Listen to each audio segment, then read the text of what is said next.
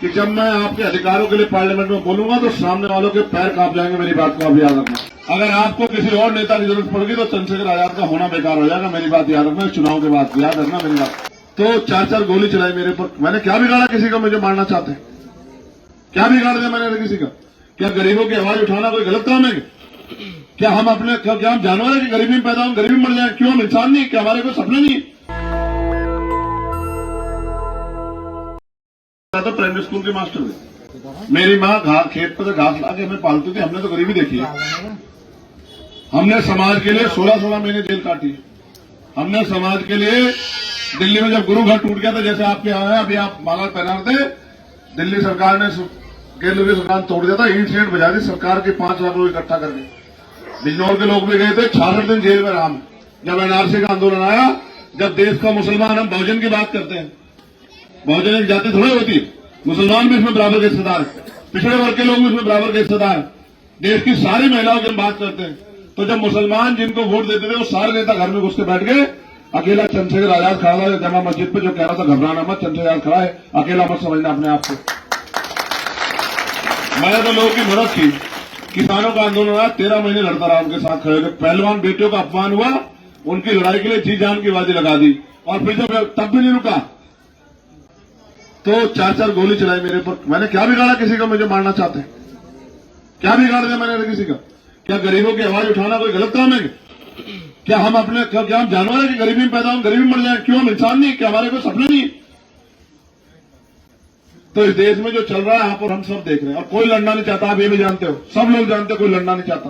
हर आदमी कोई अपने पैसा बचाने, कोई संपत्ति बचाने, कोई अपने परिवार को आगे बढ़ाने में लगा है। लेकिन हमें दर्द है क्योंकि हमारे महापुरुषों ने जो संघर्ष किया, उनके 4-4 बच्चों की कुर्बानी हम पे कर्ज है।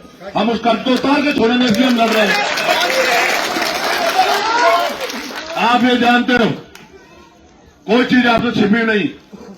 मैंने कभी समाज के सम्मान से कोई समझौता नहीं किया। हमेशा प्रयास किया कि समाज का सम्मान ऊंचा रहे। और यहां मैं नगीना पार्लियामेंट लड़ रहा हूं, ये सच है। लेकिन नगीना पार्लियामेंट आप नहीं समझ सकते कि मेरे जैसा आदमी सुख सुविधा की राजनीति कर सकता था। अगर मुझे एमपी बनना होता तो किसी भी दल में आप सुख सुविधा कर लेते, लेकिन महापुरुषों के विचार जिंदा रहे, इसलिए मैं ये आंदोलन चला रहा हूं।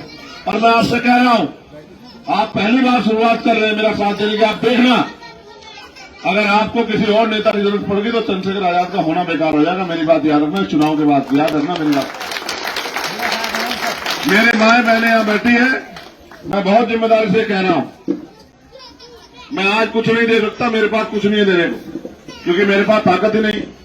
ताकत आपने दूसरे नेताओं को दी, अभी मेरे पास कलम है, लेकिन कलम में वो ताकत नहीं कि मैं फैसले कर सकूं।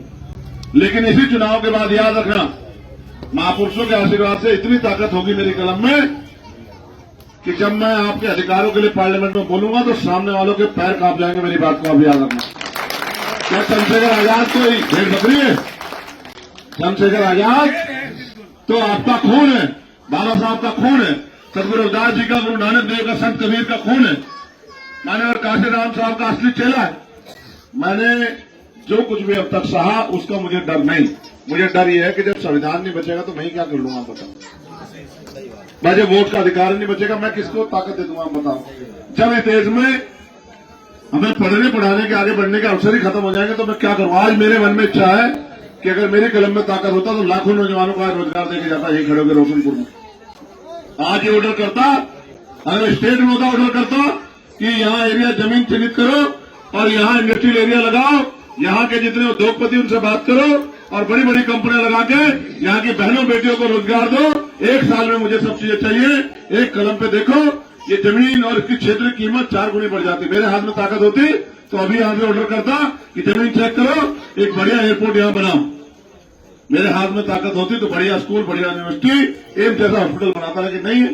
लेकिन ऐसा थोड़ा कि मेरा वक्त नहीं बदलेगा, बदलेगा। जिस दिन समाज मेरे साथ खड़ा हो गया उस दिन मेरा वक्त भी बदलेगा, और जिस दिन मेरा वक्त बदलेगा उस दिन इस देश के हर एक कमजोर, गरीब, मजलूम, किसान, नौजवान, महिलाएं, दलित, पिछड़े, मुसलमान, सबका वक्त बदलेगा। याद रखना। मैं आपसे मदद मांगने यहाँ, बताओ मेरी मदद करोगे नहीं करोगे? दोनों हाथ उठा के बताओ, मदद करोगे नहीं करोगे? नेशनल दस्तक की आपसे गुजारिश है कि अगर इसको बचाना चाहते हैं तो नेशनल दस्तक को सब्सक्राइब करने के लिए रेड कलर के सब्सक्राइब बटन को दबाएं, फिर बेल आइकन की घंटी दबाएं, नेशनल दस्तक को बचाने के लिए बहुत जरूरी है कि हर खबर को शेयर करें, लाइक करें, कमेंट जरूर करें।